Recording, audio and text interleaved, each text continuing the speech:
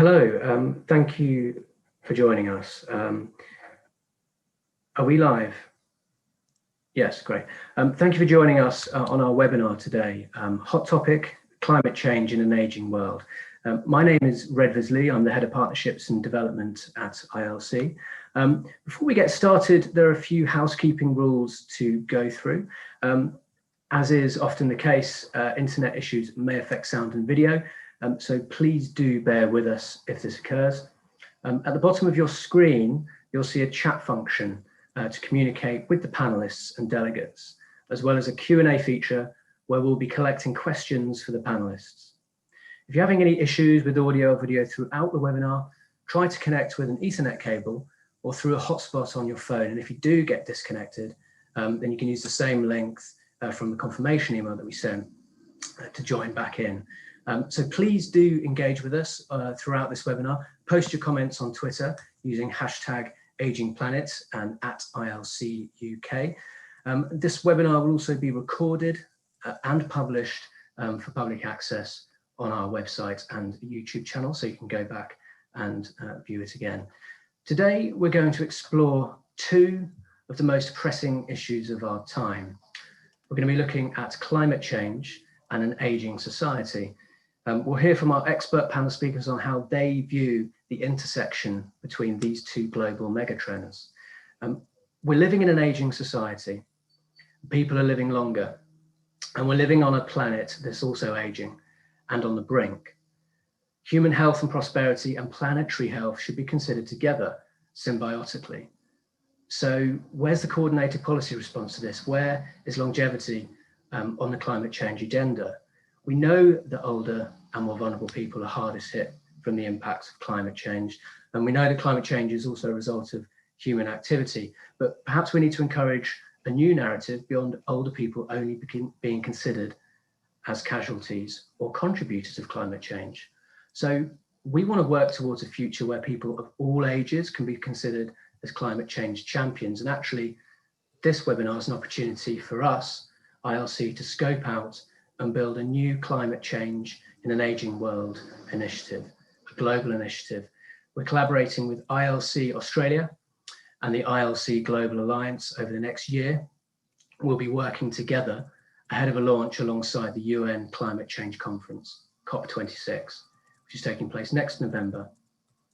This webinar will draw out some of the most important issues facing us today. Our speakers will be covering a range of topics, including the importance of a sustainable economy in an aging society, how we build a sustainable future through getting housing right, and the importance of an intergenerational approach. But we'll then want to hear your views in the Q&A function. So please do send your questions, do submit them to our speakers, say who it is that you would like to have your question directed to, and you can find that on the bottom bar of your screen throughout. And join the conversation, as I say, on Twitter, @ILCUK and @AgingPlanet. Thank you very much. And I'm now going to hand over to our first panelist, Chris Knight. Chris leads Legal and General Retail Retirement, where the focus is on helping individuals lead longer, healthier, and happier lives in retirement. So together, Chris's team help over 500,000 customers to live their own colourful retirements with a range of products and services, including annuities, lifetime mortgages, and care solutions. Chris is also the L&G Group Customer Champion. So I'll now hand over to Chris for his presentation. Thank you, Redvers. Thank you for inviting us along. Yeah, look, Legal and General, we're a 184-year-old company. We're a life insurance, pensions, and retirement services provider. We manage just around £1.2 trillion of assets across the world. Next slide, please, Lily. There's a huge potential range of outcomes from climate change, and none of them are great, but we do know that the quicker we start to tackle it, the better it will be. We have to accept that there's going to be a requirement to invest a lot of money to prevent climate change, but there also have to be investment to adapt to climate change. And we're going through this at the same time, as Redvers pointed out, as we're in a world that is getting older. We have a working age population that's falling in many places, and there's a growing inequality. Next slide, please. So in the UK, housing is a key intercept point between inequality, aging, and climate change. We know in the UK we have a relatively old housing stock. We know also that older people are more likely to live in poorer quality housing, and that poorer people lower echelons of the income scale, feel the impact of energy cost rises first because of their income levels and because they also tend to live in poorer quality housing. Next slide, please. But we shouldn't really despair about that, because there is a lot of financial firepower out there to bring to bear to these challenges. And that's really where we see L&G's role, is to marshal that financial firepower to invest in tackling climate change. There is 1.7 trillion pounds of housing equity owned by the over 55s. Our mental model for housing sort of revolves around the family house is something that you have to sort of pass down untouched by the tax man or the government or anybody else to the next generation. And that's our mental model. It's a very, very strong mental model. But we think really this has gone past its sell-by date, and that people should be thinking more about leaving a legacy of a property that's in great climate shape. So that, you know, we would encourage people to use their housing equity to fix up their houses now, rather than to leave that problem to the next generation. In the meantime, you know, drive less carbon emissions, lower bills for themselves. So a different mental model we think is required. Next slide, please, Lily. There's also a growing amount of pension assets that are available for investment in the DC pensions world. By the end of this decade, there'll be probably very close to £1 trillion of money in people's pension funds. And we're very mindful, we have around about 20% share of that market, that we have to really invest that money well and to use that to drive the right climate change outcomes. And we're trying to do that in 3 ways. First of all, we build ESG, and we have done for quite some time, ESG and climate change directly into our investment processes, because we know that these factors are increasingly real. This is not nice to have or glossing over. This is really important. The way companies react and behave and set themselves up in these issues will have real impacts on their financials. So it's not just a good thing to do, it's good business sense. Secondly, we really want to be open and transparent and share with people, because we don't have any interest in owning the property here. We want to share what we do. So everything that we do, we can be public and transparent with that. And then finally, we ourselves build buildings, lots of houses, for example, and we're committed so that by 2030, all the houses that we build across different generations, for all different generations, will be operating in net zero way from 2030. So next slide, please. So really, to conclude, we feel all generations can contribute and play their part in this. Working age people, we're going to help people and channel their savings to ESG and climate change. And even older people, especially if they're homeowners, can be thinking about a different kind of legacy to leave their houses in great shape for the next generation. Thank you, Redvers. Thank you for that, Chris. That was fantastic. Kind of looking at housing in a new way, a cultural shift perhaps for the UK, and really encouraging to hear that, you know, the money is there. I think there'll be more questions coming through at the end for you, and we can get the conversation going towards the end. But I'm going to now move over to Ros Bulleid. Ros heads up the policy at the Green Alliance. Ros began her career as a researcher and then worked as an environmental journalist, writing for a number of publications, including ENDS Report, Environmental Finance, The Guardian, and the Architects Journal, before becoming the associate editor of the daily EU news service ENDS Europe. So Ros, I'd like to welcome you to the discussion, and please take it away. Thanks. So first of all, just for those that don't know Green Alliance, we're an environmental NGO and think tank working for progressive environmental policies.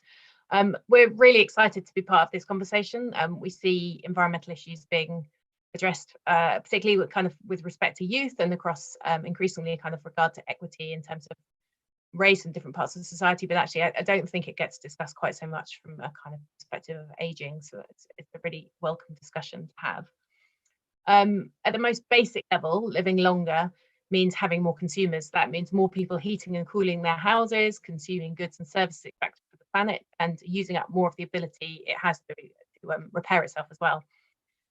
This debate is framed around climate change, and we know we're in a climate crisis with probably about 10 years to get our acts together if this task of addressing the climate change isn't going to become impossibly hard and our climate increasingly hostile.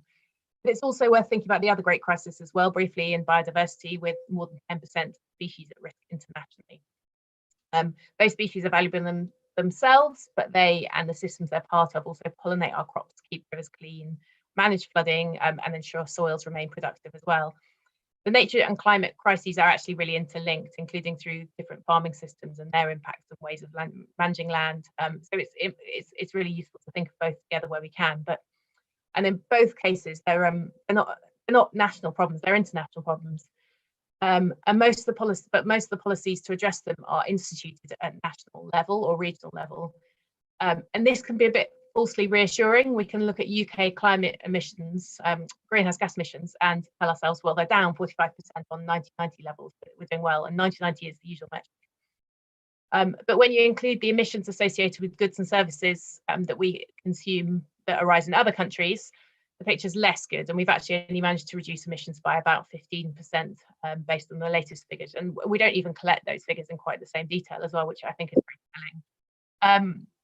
So that's a huge consumption challenge to look globally as well, and at the products and services we buy. But also, while I said that older people just means more people, we have to admit too that older people as a group are more likely to have certain characteristics. Like it or not, they will be more vulnerable to some of the impacts of climate change, for instance, increasing heat waves. They're also less likely to be earning, but they're more likely, I think, as already been discussed, to be asset rich. They may also find it harder for physical, social, and financial reasons to adapt to new technologies and change their behaviours without really targeted policies from government helping them to do so. To date, most of the UK's decarbonisation has happened at arm's length, really. It's been through changing the power system, putting in place renewables, for instance. The two of the biggest and most intractable sources of emissions now are transport and buildings, and those are going to require changes that are much closer to people's daily lives. In transport, for instance, we could choose a model where we very much opt for more public transport, better public transport, walking and cycling, which would have impacts for older people. Or we could rely on switching to electric vehicles. And again, they're cheaper up front. They're cheaper over the whole life cycle, but they actually require more upfront investment. In housing, we need a massive investment in energy efficiency across our housing stock. As was discussed, it's really kind of inefficient and aging. And there are big questions about how to pay for that on bills or else electricity bills or elsewhere. And if there are major upfront costs, again, that's challenging for older people. Also, it might well be challenging for older people to adapt to some of the newer technologies that are more based on electricity and IT, if kind of those aren't designed with older people in mind. So we know people from all segments of society are concerned about climate change, whatever the tabloids might sometimes tell us, and that they also want the country to rebuild from the current crisis in a greener way. There were some survey results just yesterday which confirmed that. We're at a really crucial juncture, and it's important we take everyone along, ensuring everyone can see the need for action and that they're empowered to take action. And we need a kind of supporting policy framework that factors in older people as well, and helps them adapt to new technologies and behaviours and supports them in being champions for action. I think that was everything I was going to say. So yeah, no, again, really kind of very grateful to be here, and thanks, Rivers. Thank you, Roz. Great. Yeah.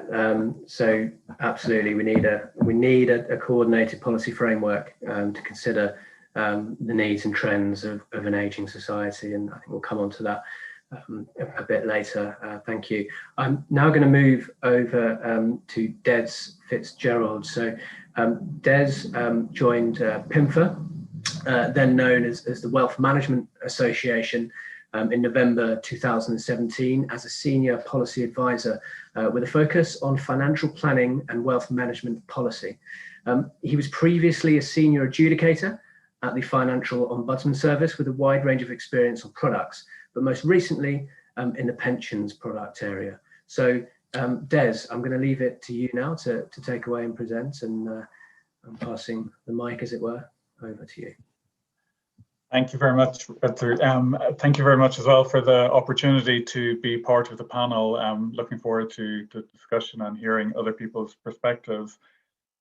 The approach I take, coming from PIMFA, we're a trade association for the wealth management sector. So the firms who are members of PIMFA will be the firms who manage other people's money at institutional level, asset manager level, but also face-to-face, going into somebody's home, sitting in their kitchen, in their living room, sitting down in front of somebody and discussing their finances, whether it's lifelong saving, pension needs, and what to do with an inheritance, planning financially for their children or for their old age, all different needs people have over their lifetime.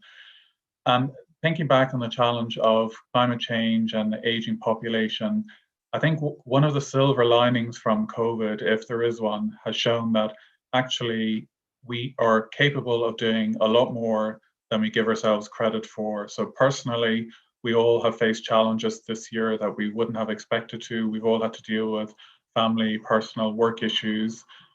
For employers, they've been able to respond with various changes they've had to put in place to keep their business afloat, to look after staff. But also the government has been able to step up and completely change its thinking and its actions on a whole lot of issues that historically, if you'd said that X amount of money needs to be spent, the answer would be that'll never happen. Whereas we now know the money can be produced when it needs to be, and decisions can be made quickly, and massive wide-ranging decisions, structural changes can be implemented when there's enough pressure. And I think climate change and an aging population should come into that category. In terms of how you meet the needs of people getting older, it's, from my perspective, I think it's a structural change that needs to take place across society and across the economy. After the Second World War, the Beveridge Report put in place a whole framework that is basically still what the economy is run on at the moment. And to be crude, it's based on a man going out to do a job while his wife stayed at home and raised a family and looked after children and looked after elderly parents and sick people and volunteered in the community and did anything that comes into a kind of caring basket. But that's not the world we live in now. So we need to change the structures to reflect the reality of how people live financially and personally and in their jobs and their aspirations and how society has changed. It's not the demographics of the 1940s and 50s is not reflective of what the UK is like today. So that needs to be reflected in structural and policy changes. So for people who are living longer, it's living longer, but also living better. So it's not that people get to be 100 and they live for 25 years in a care home and their quality of life decreases the older they get.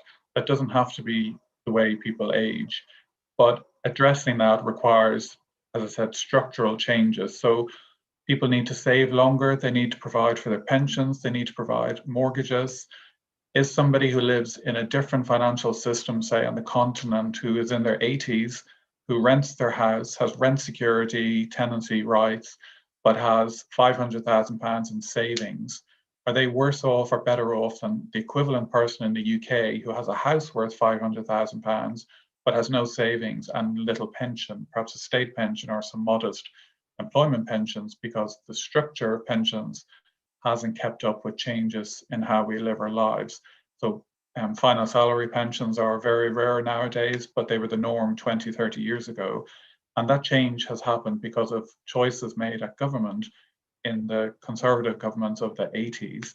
So the argument can be that if the governments, conservative Labour coalition governments, can make these decisions, they can make new decisions that can reflect the changes that the country is experiencing at the moment. So climate change, the right outcomes, updating property stock, investing for a green economy, what that actually means, what are the end outcomes being sought from that.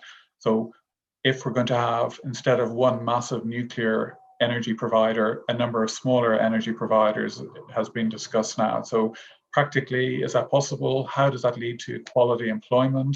What are the implications for transport needs, for where people will live to do those kind of jobs?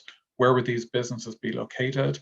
Can they replace existing businesses? So when the manufacturing sector was downscaled in the 80s, there was very little to replace it. It was left to some very good innovation in local areas, but it was still a huge challenge for communities, and we can still see the scars on those communities to this day. So some communities did very well from those changes, others not so much. So hopefully with climate change, the structural changes needed won't have the same outcomes where some communities are left behind. And going back to COVID, the silver lining, as I said, is that that doesn't have to be the case. So the scale of change need, the scale of investment is possible where there's a political will. I think as well, the future of work is something that's important. As I said previously, historically, the generic expectation was a man would go out and work 9 to 5, come home, a partner, wife would be looking after house responsibilities, but that's not the reality of life now. And also, to be frank, it's very difficult for one income to provide a middle-class lifestyle that historically one middle-class salary could have provided years ago. My parents' generation, I think my father could provide a middle-class lifestyle on one income, but my siblings, myself, there needs to be 2 incomes in the house to provide a comparative lifestyle. So that's a structural change, and it's unlikely that that's going to go back to the way it was in the future. So the structure of work, the flexibility, sharing maternity leave, paternity leave, working from home, flexibility where that's possible, different people entering the workforce, they're all structural issues that will help in the longer term. But also I think inclusion of opportunity is essential to having a successful green economy in the future. There's an educational issue of people having access to obviously the skills and technology and third level education they need to contribute to the future economy. But there's also the inclusion and diversity of opinion and sections in the community who may not necessarily have had the same opportunities that other communities have had. So they need to kind of step up, upscale, if that's the right word, so those people can join in, benefit, and the economy and society can benefit from their contribution as well. But I think overall, I'd come back to the same point that it's a structural change, whether it's a beverage type report for the 21st century that ticks all the boxes in the economy as well as in society. Little things can change. Pensions were designed by Bismarck in 19th century Germany. The retirement age of 65 was a random age from the 19th century because hardly anybody lived that long. So it was an easy age to pick. You can get your benefits at 65. However, most people live to be 65 now. So that might change. How you access pensions can change. Structurally, why do people need a deposit for a mortgage? It takes years and years to save for it. What is the benefit? It's a throwback to a different time and a different financial system. So removing that allows people access to mortgages. But as Ros mentioned, what type of houses are they buying? Do you retrofit existing houses? Or perhaps maybe you should just replace them. The structure of ownership in different countries, mentioned at the start, people rent their entire life, but they have security and there are limits on how much rent can increase. So you separate people living in property as their home from the house being an economic asset to a pension fund or to an investment company, and they're able to split that out, whereas in the UK, that hasn't been possible so far. And inclusion and diversity will be crucial. The demographics of the country have changed. People discuss that and how that happened, but it's a reality. So to get the best return for the country, everybody has to have a stake in being able to contribute to the changes needed and the opportunities that are available, and the country will benefit from that. So I think if those structural areas, flexibility and inclusion can be addressed, can be factored into all decision making. The future, as challenging as it is to meet climate change challenges, structural changes, but I think COVID has shown we're far more capable of making massive systemic changes than we gave ourselves credit for. And now that a government has shown it can actually step up, the vaccine alone shows the potential when people put their mind to it and they're supported by government. It's a phenomenal achievement, even though it's a first step, but it's a phenomenal first step that's been achieved by all parts of the country and the economy coming together, focusing, making a plan, sticking to it, and being supported. So I think that mindset, if it's worked for climate change, it can impact across the economy and everyone can be better off because of it. Thank you. Des, thank you so much. That was great. I love the analogy. I love the example of COVID and what people have been capable of doing in this crisis, but what government has been capable of doing, and shattering the ideas that there is no money when big societal challenges are facing us. Really, really pertinent point. I'm now going to move on to Thomas Scharf. So Thomas is the Professor of Social Gerontology in the Population Health Sciences Institute at Newcastle University. He leads the university's new Centre for Ageing and Inequalities. He's currently the president of the British Society of Gerontology, and his research addresses issues relating to social exclusion in later life, often focusing on the spaces and places in which exclusion arises. It's great to have Tom on the panel. We've got an ageing specialist in Tom, I think, to give a gerontological perspective on this conversation. I'm sure we'll want to respond to some of the things that's been said following, and I look forward to the Q&A afterwards. Tom, thank you. Okay. Thanks, Redvers, and I'm really grateful to ILC UK for taking the initiative and connecting these two major global trends around demographic aging and climate change. I think, just reflecting on the contribution of social gerontology, which is my field, I think it's fair to say that we've been relatively slow to develop a coherent gerontological perspective on climate and nature change. And that is a challenge in terms of a new research agenda which needs to be developed, but it's also practical challenges that I co-edit with colleagues, a book series for Policy Press on aging in the global context. And despite our best efforts, we've yet been able to find a scholar in gerontology who's able to contribute a book on issues connecting climate change and aging.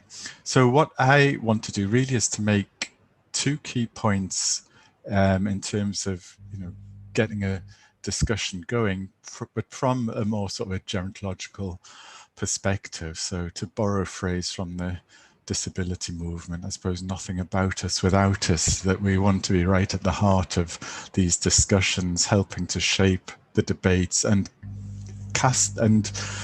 contributing the expertise of a gerontology research community to some of the things that have already been said by the other panelists here. So the two key points I want to make, the first one is around the generational framing of the climate emergency.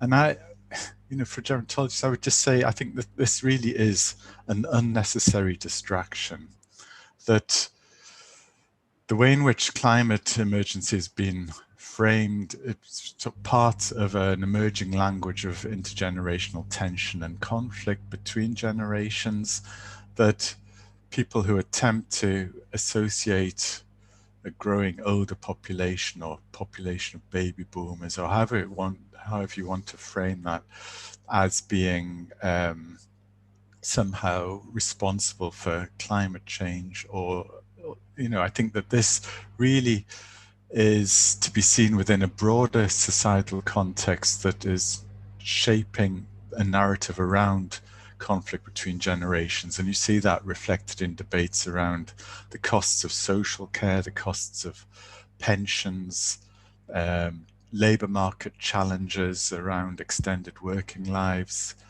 tensions about housing, housing wealth, housing inheritance, the difficulties of getting onto the housing ladder for younger populations. We see it also in the discourse around the Brexit referendum. So as examples where a simplistic focus on sort of generational questions just complements an existing unproductive language. So, just on that same point, then I would say that the key concerns in relation to climate emergency and climate change are not generational concerns, but concerns based on an unequal distribution of resources, and that is the unequal distribution between world regions, but also within world regions and within particular nations. So I think a response to the climate emergency is only possible if there's a more equitable distribution of resources within society and across the world. So not focusing on generations. The second point, and it really, I suppose, complements the first, or is another version of the first, is that if people still want to focus on the idea of generational divisions, they're going to have to respond to some key questions that engage social gerontologists. And I've got, 3 of these, right? So the first one is, how would we define generations? Right? Generational labels suggest that people born at a particular period of time share a set of common attributes. And essentially what that type of generational labeling does is to ignore the diversity within so-called generations, within birth cohorts. So I'm not somebody who's very keen on labels of the baby boomers generation, or generation X, Y, Z, all of these other so-called generations. But what's really more important often is the differences within those birth cohorts, or so-called generations, that really draws attention to diversity and inequality. And I'm sure we'll come back to that in the discussion.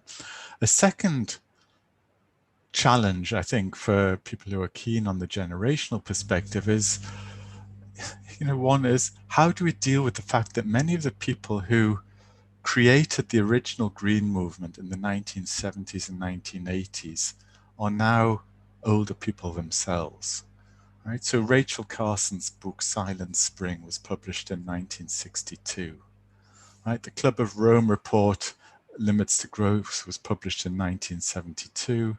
The first Green parties emerged in the mid-1970s. So so what I'd say here is that there's good work in a field related to gerontology, but that's the field of oral history that looks at long-term political activists on the left of the political spectrum, looking at continuities and discontinuities in political behaviors and political beliefs. But I think we could do with a similar project that looks at environmental activists, that adopts, so-called life course approaches that may help to counteract the emerging myths around divisions between generations. We're essentially, badging this early environmental an environmental generation, the activists there, with the same brushes that people were blaming for causing all sorts of issues around climate change. And the third question here, in terms of people who want to adopt a generational perspective, is how do we respond to the fact that many older people are actively involved in environmental concerns and are working with young people to right environmental wrongs? So this relates to direct political actions, intergenerational environmental programs and the like, but it also, I think, concerns older people's involvement in environmental and nature organizations such as the RSPCA, the RSPB, the National Trust, WWF, for example, and it also engages with contributions made by many older people to organizations that work to combat poverty in the global south. So I think for people who are keen on perpetuating the sort of myths around generations and ideas of generational conflict are really ignoring an important part of the reality that, you know, there's much more that binds the generations together than separates them.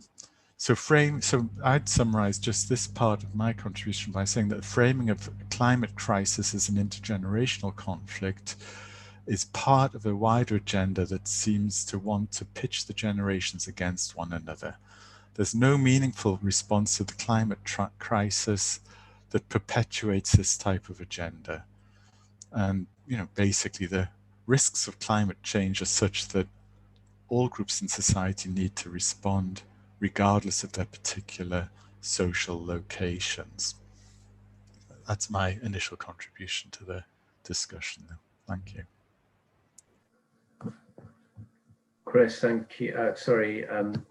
Tom, thank you so much. That was really useful to have that gerontological perspective, and, you know, very important in framing the conversation. I think you know, one of the big issues, I think I agree with you, that we're facing is this narrative that you know, older people are either casualties or contributors of climate change. But how can we make older people, but everybody in society, regardless of age, a potential climate change champion? I'm keen to go on to questions now. Thank you for all of the panelists on your presentations. That was great, and I'm sure we've got lots of questions. I'm going through a number of them at the moment. There's been a lot of interest in what you've been saying. I'd like to kick off with one actually, directed towards Des. And actually, Chris, you may want to come in on this, and anyone that wants to come in, feel free to. This is a discussion. So we've got something through from David Sinclair here, from ILC, and he's saying that there's some evidence that as we age, we become more of a risk averse in terms of investing our savings. But we know there's a consumption puzzle. So older people basically spending less money than they have. There's lots of money there, but it's not necessarily getting spent in older age. There's a significant amount of money held by older people sitting in low or zero interest rate bank accounts, just sat there.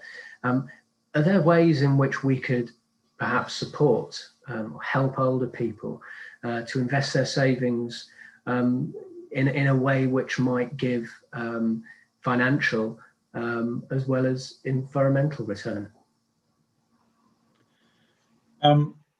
If I can start, and Chris can hopefully complement or query what I would say.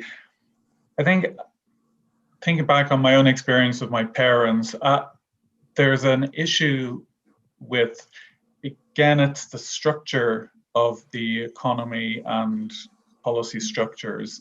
But there's also an issue of if you are of a certain age, as you're getting older and you do have assets, you also have a quite understandable fear that you may need those assets unexpectedly. So if your health changes, you need care, you need to get treatment, or something happens with your medical situation.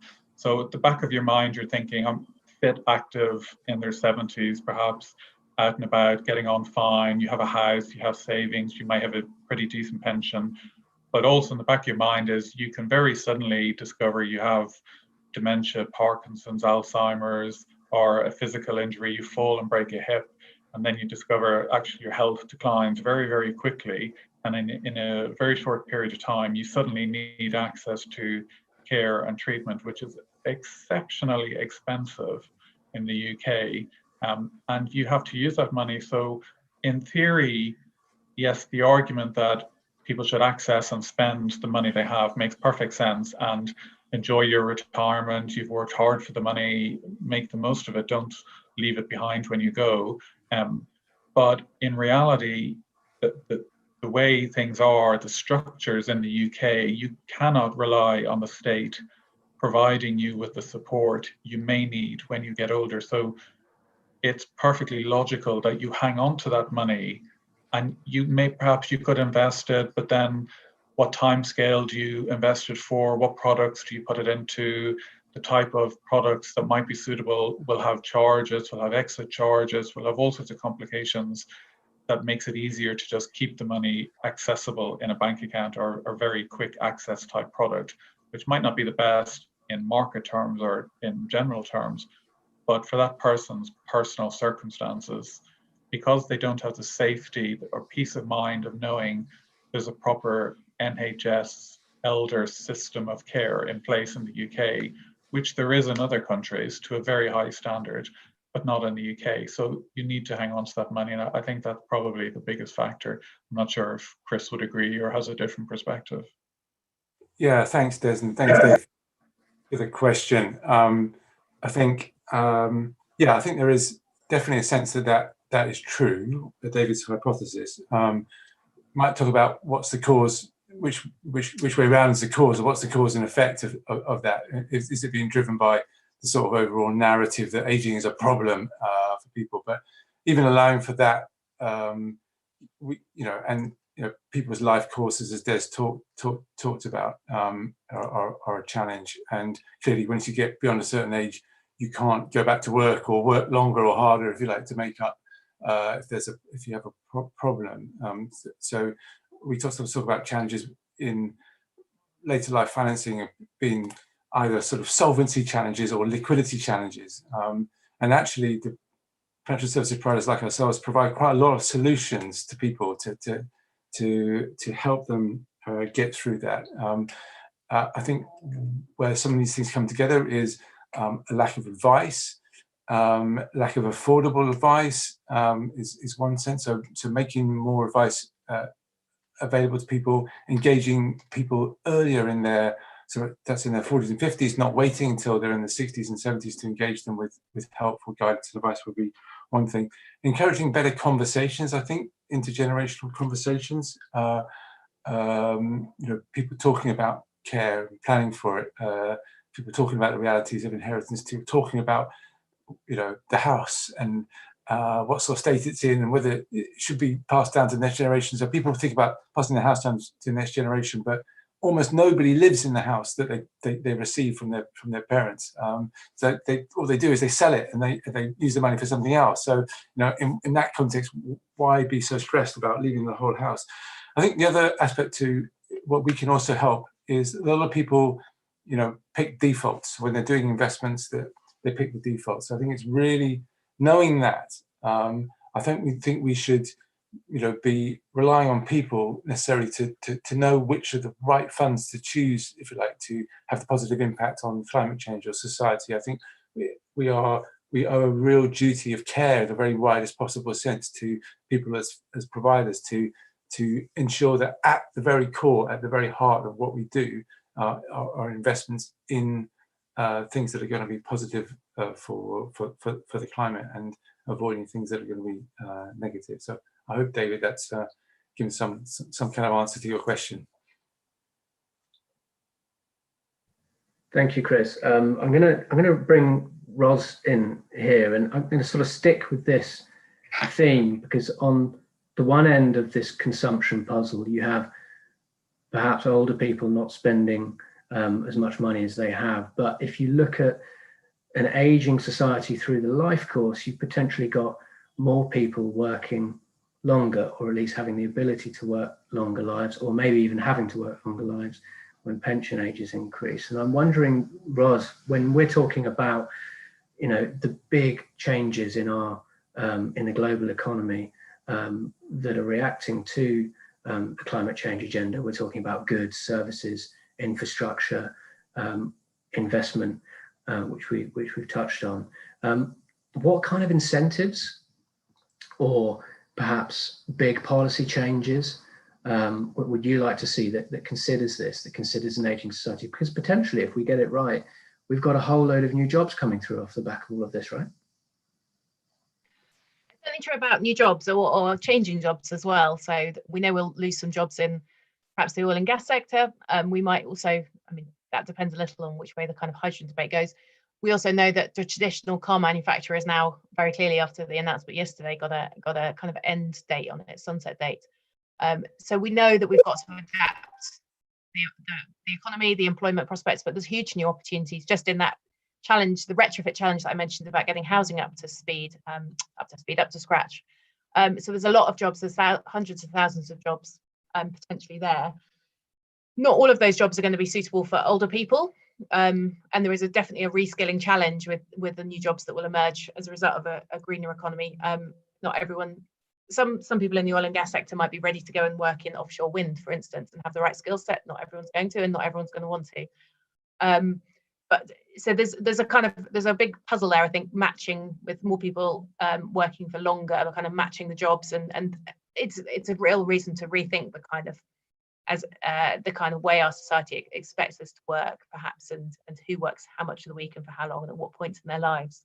I'm not sure I have the answers there, but there's a big question there about the skills challenge and distribution of jobs through the workforce at different points in their lives that needs a bit more strategic thinking.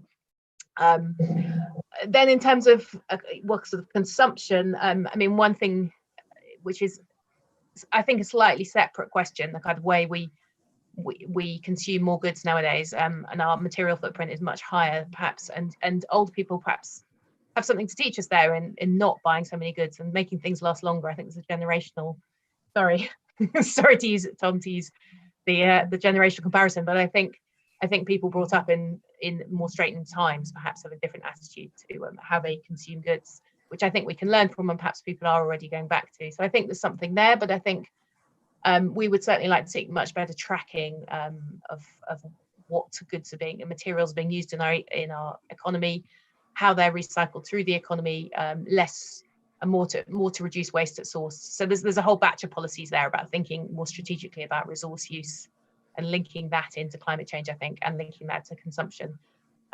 One quick last thing on that is just sort of touching on the discussion about housing is also the kind of taxation patterns and whether you want to tax people on and differently so that you don't encourage kind of holding of assets and people sitting on houses at the end of their lives that they might be able to pass on. So I think, yeah, not an easy answer, I'm afraid, but I think I agree with what Des was saying earlier, really, about kind of strategic rethinking and a big question about who pays how we kind of interact with material resources and work. Thank you, Ros.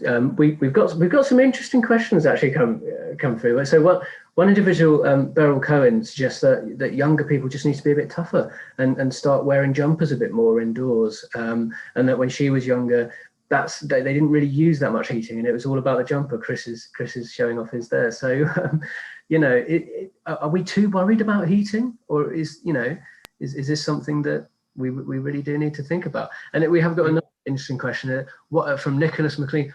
Why not design a simple system that older people keeping fit on exercise bikes can have the satisfaction of feeding electricity generated into the grid? I love that idea. But Tom, I'm interested to know what you think about this housing strategy that Chris has spoken of and Ros has mentioned it. What's your thoughts on the handover and that sort of opportunity or not, as the case may be, for older people in housing at the moment? Well, I'd probably like to, I'll come to that, but come back first to David Sinclair's question about older people and consumption and assets. And one of the lessons we learned from gerontology is that we don't homogenize the older population. So I said this in terms of inequalities, but if we also then think about who owns the assets or whose assets these are, we then need to be thinking about differences between men and women. Just as an example, is who owns these? Are these predominantly assets as people age? The likelihood is that there are more people who are female than male. So are these women who are owning assets that they need for their security if they've not been quite so secure across the course of their lives? They may be well justified in holding on to these assets for the reasons that Des referred to in terms of the costs of care and the need for support. But also, many women will have experienced over the course of long lives lack of access to financial decision making. Right? So not having control of the assets themselves that they now are in control of through, say, loss of a partner, or if people have, you know, for whatever reason.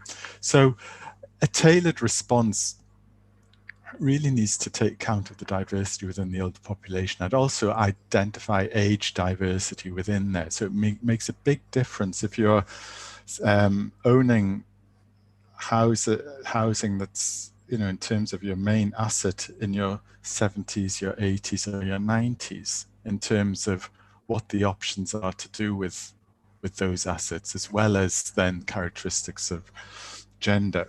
So in terms of, you know, a focus on housing, right, because this often occurs in debates around what can and should be done, and the idea that older people are disproportionately over-occupying large houses and younger people are finding it difficult to get onto the housing ladder. What that discussion focuses on is housing, but it doesn't focus enough on home. Right, and home is really so much, you know, more important in terms of how people feel about where they live. Because as people age, the argument from environmental gerontology is that the home and the surrounding neighborhood become even more important to people as they age. So effectively, you're asking people to give up that strong attachment to the place in which they have potentially spend, you know, considerable period of their lives, and then make a transition to some other type of housing that may not meet the aspirations of home in terms of the emotional, the practical, the sort of the cultural embedded nature of what people expect their home to provide. So I would say, you know, fine if we can support people to make good housing, good decisions, but we have to work at the other end and think about how we can extend the range of housing options so that they become more instantly home-like to people who may wish to take up other types of housing options. Great. Yeah, really useful point, Tom. Chris, do you want to come in on that? Do you have a position on that? Do you agree? Yeah, no, I 100% agree with that. I think it is about allowing people to find their own path and helping them make good decisions. I mean, even saying that feels like terribly paternalistic and sort of handing things down. But actually, I think it really is important, and sort of quality of the conversations that people are prepared to have with each other about those issues. People are, generally speaking, happier and healthier if they can be cared for, looked after, live in somewhere they call home. You know, that's pretty obvious. We have to align with that. Absolutely. And just sort of moving the conversation over a little bit, Roz, you mentioned you know, the importance of biodiversity and considering you know, the environment more broadly, as well as net zero, and that these things are indeed interlinked. And Tom, you mentioned that you know, there are lots of older members among the UK conservation sort of organisations.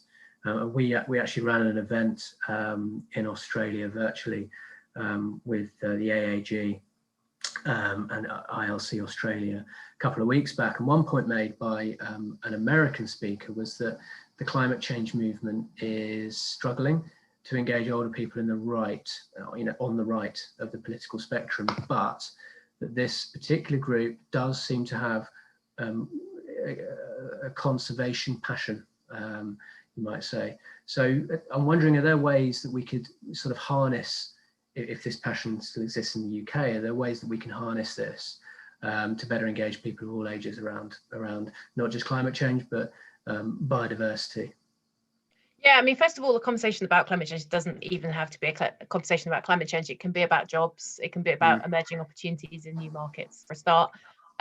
And yeah, it can very much be about effective use of resources. I think there's various sort of breakdowns of British views towards environment as well, and certainly messages around nature and actually recycling and resource efficiency and those kind of things resonate far more with some groups who find climate change kind of a bit more of a, they may or may not believe in it, but they might find it more difficult to kind of engage with, and they can certainly feel more of an emotional connection with a kind of with some of those other types of areas. So yeah, there's and in terms of policies and things to support that, I mean, we've seen tree planting mentioned and better farming practices as one of the solutions, but it does always feel like agriculture actually is a bit of a last, it's often put in the too tricky box, and then land use change, and actually a lot of farmers struggle with new practices perhaps as well, and there's a question about kind of the age distribution of farming as well. So but no, I think agriculture is where one area, in food where those issues overlap, but also resource use, and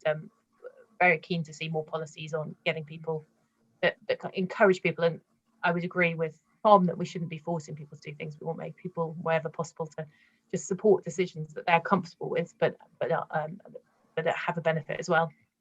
But yeah, to reduce waste and think about how we use goods differently, perhaps thinking about sharing goods more and equipment more, and keeping things for longer. Great. And Tom, do you think there's appetite there? Appetite within an older population to engage? Well, I think they're already doing this. I think if you think about about the National Trust as an organisation that has historically has engaged volunteers. Many of those volunteers who are focusing on the sort of biodiversity of National Trust sites, who are reconstructing walls, who are doing all sorts of things, are actually older people, and the National Trust has various programs to support their volunteers. So I think we can learn from those organizations. The challenge, though, at the same time, and this shows the joined up nature of all of this, is as we're extending working lives and expecting people to continue to work for longer, there are real challenges in terms of recruiting people into those voluntary types of roles, right? That they're coming to those roles later on in life, where there are more choices available to them about how they spend the active part of their later years, if you like, if you want to put it in those terms.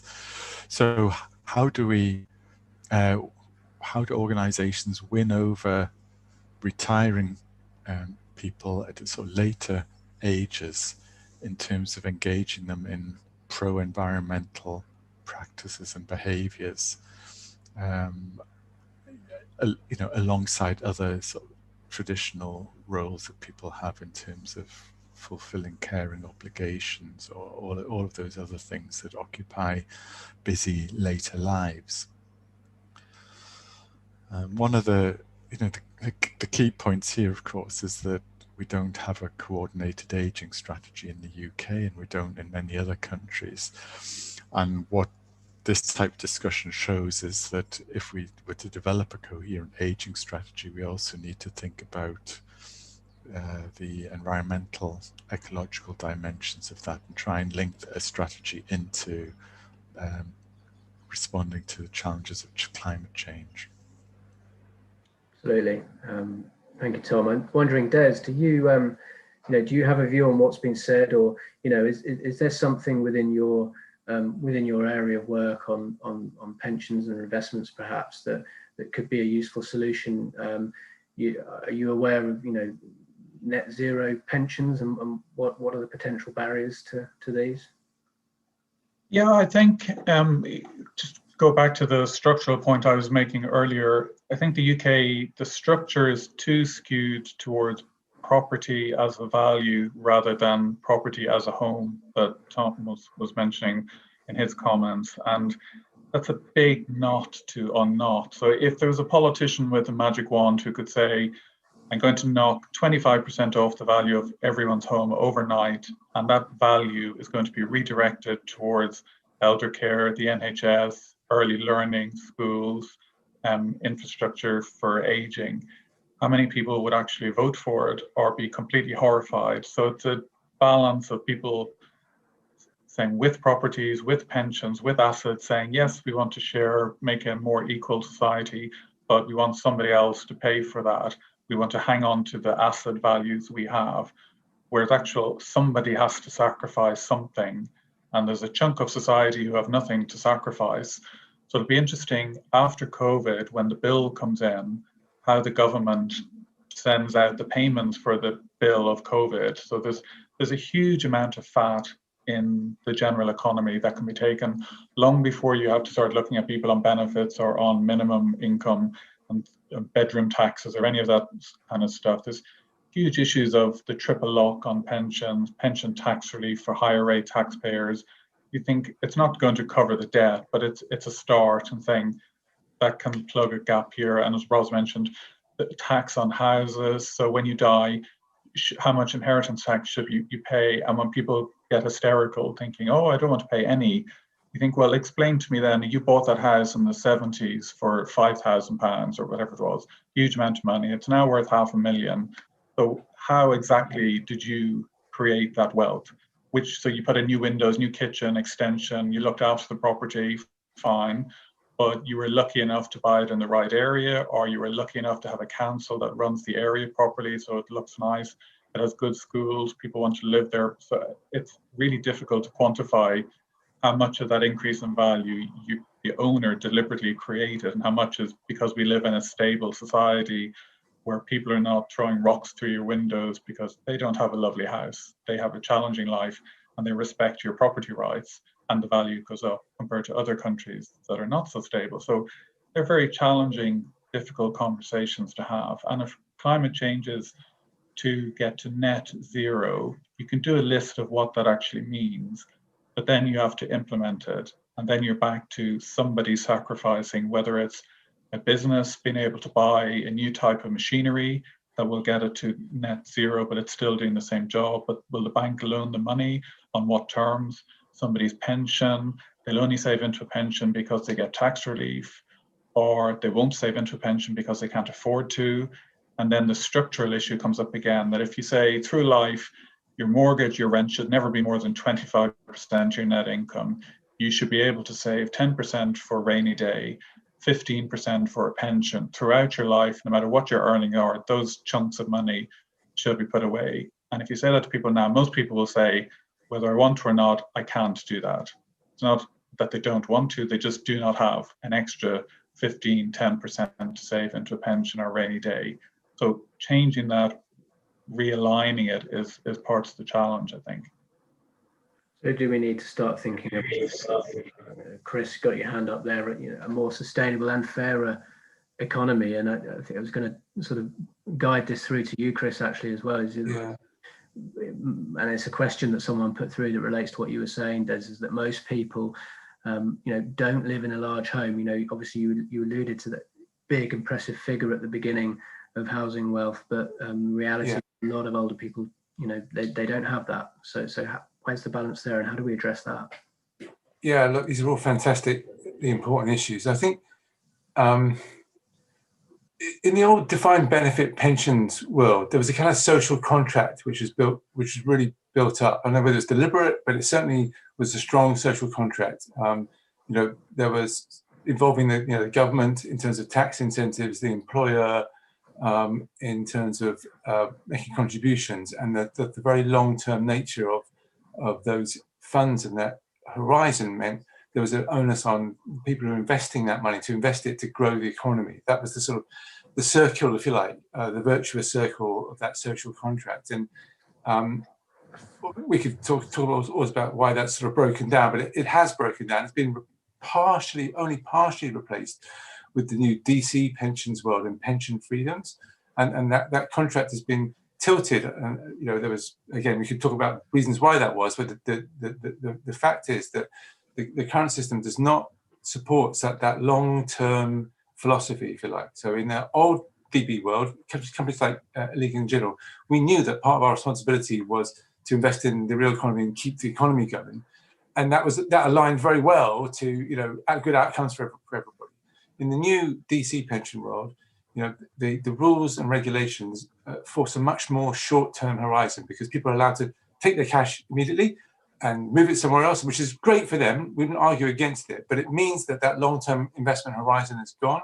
And what we need to do, and what we're trying to do with other people across the industry, is to recreate some of that longer-term horizon. Yes, when we invest in, you know, listed companies, we know it's our responsibility to influence them to do the right thing for the climate change. But we want to do more to invest in the, you know, in the climate agenda, full stop. And we need some, you know, some tweaks in some of the rules, which will make it even easier for us to do that. But there's that, as I said, there's a huge wall of money, if you like, and it's, you know, everybody's part of that. Well, most people are part of it. You know, there's some parts of the pension system which do not reach, you know, self-employed people, that don't reach properly women, don't reach properly people on lower incomes. But, you know, for a large part of the population, we can all participate that.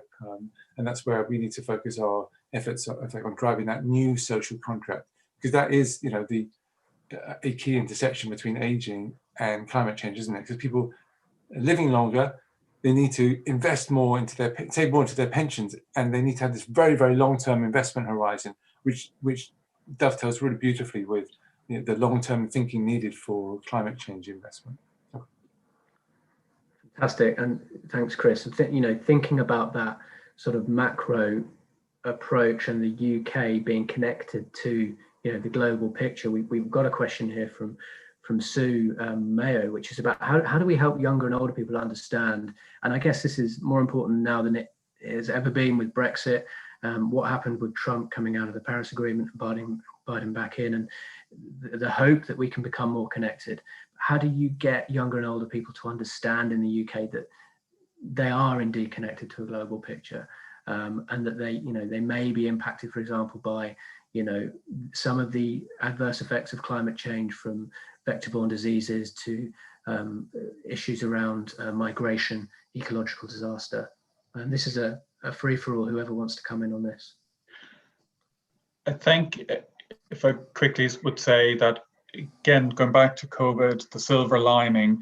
So for younger people, I'd say the important point to understand is that people in leadership positions do make a difference. So the fact Joe Biden won the election and will be president has had a huge impact on the conversation around climate change already before he even takes office. And even though there's challenges in the next few weeks in the transition period, he'll be president in January, and he's already announced America will go back into the Paris Agreement. America will be much more involved on the world stage, leading in forums the way it used to be, contributing constructively to whatever those outcomes are on an international basis. But also, I would hope COVID has shown younger people, they all have parents, grandparents, friends, and neighbors. So they've helped out, they've seen their families react, or they'll know somebody, a neighbor maybe, or somebody who lives by themselves, who's elderly, who's been sick, or needs help with childcare, or just generally helping and being nicer, kinder, a bit more sense of community that maybe was ebbing away. And I don't mean that in a romantic, idealistic kind of way, but a practical way. Your next door neighbor is an elderly person who can't go shopping. So even if you saw your parents get some extra shopping and told you, can you hand that in next door, or talking to the neighbor, all those kind of things, children may seem they're glued to their computers, but they're picking up on, like we all did when we were younger and growing up, you pick up on things that are going around you on the media and the news. So that should show to younger people that, yes, there is a wider world out there. Everyone is interconnected. COVID has shown how you can't just cocoon yourself away from society and the big changes that are going on, as well as what's going on behind your own front door. But it's optimistic. Leaders, when you say politics doesn't matter, it does. And Biden and hopefully COP next year, as that ramps up and there's more in the news programs about that in the coming year, will again show how you can get involved, contribute, participate, but more importantly, by doing that, you can actually change the outcomes. So it is worth the effort. Thank you, Des. Yeah, Ros, you've got your hand up there. Just quickly on the COVID point, I think that's, and I would definitely agree about Biden as well, but I think COVID has also shown us that those sort of back of the mind risks can happen, and they can have global kind of shockwaves, and hopefully that will also make people kind of a little bit more willing to consider kind of climate change risks happening kind of, or the possibility that risks that get mentioned from climate change will actually happen. I think potentially as well change our attitude to a little bit back towards scientific advice too. That's it, Tom. Yeah, I think the question's a really good one, because it partly identifies what the generational framing, how the challenge of a generational framing here. So how can, you know, younger people and older people, you know, what can be done to help them understand that they're connected to this sort of global crisis? And I think if we take sort of age groups out of that question, the question is still valid. It's not a question, it's not an issue for young and old. This is, you know, we're dealing with a crisis here in our climate that threatens the future of the planet. So regardless of age, you know, this is something that everybody needs to actively engage with. But and this is where I would connect to, you know, the earlier point that Des was making about the welfare state. You know, that with all its failings, the Beveridge welfare model did succeed in connecting and institutionalizing the idea of an intergenerational contract, right? The cradle to grave model that bound the generations together, maybe not in the, you know, most desirable ways always, but at least it created a sense of some shared commitment from the state to individuals at different points in their lives. Of course, our capacity now to respond to these major crises has been reduced by the dismantling of those structures that have supported our sort of, you know, our welfare system over a number of decades. And, you know, in some ways, it's no surprise that the COVID crisis has hit the UK so very badly, because of the fact that we don't have a properly joined up public health and properly joined up social welfare system. So it leaves some people incredibly vulnerable to the risks that should be socialized risks of needing care, needing support that can happen to anyone, any point in the life course. So we've actually systematically, I think, dismantled some of our ability to respond to major crises. Excellent. Thank you, Tom. We're close to closing the Q&A now. It's been a fantastic discussion. I feel there's much more to talk about, and we may, you know, indeed need to follow this up again. And we've heard, you know, just in summary, there's been lots of points. You know, we've heard on how to make our efforts on you know, housing stock more efficient, and that could pay serious dividends. Some solid strategies around that. You know, the money's there. Perhaps we just need to use it a bit differently. I think the you know, the point around the opportunity for real structural change comes about. That's been very strong.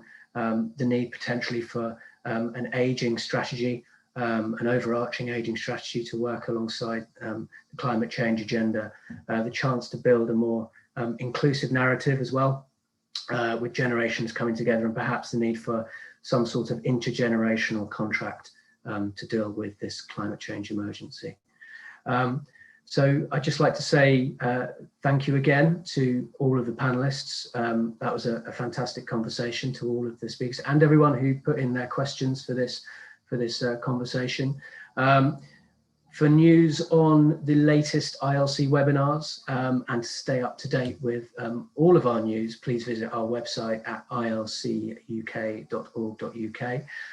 Please join our mailing list, follow us on Facebook and Twitter at ILC UK, and join us on Monday, the 16th of November, for the launch of the up and coming Peace of Mind report, which explores the non-financial benefits of receiving financial advice.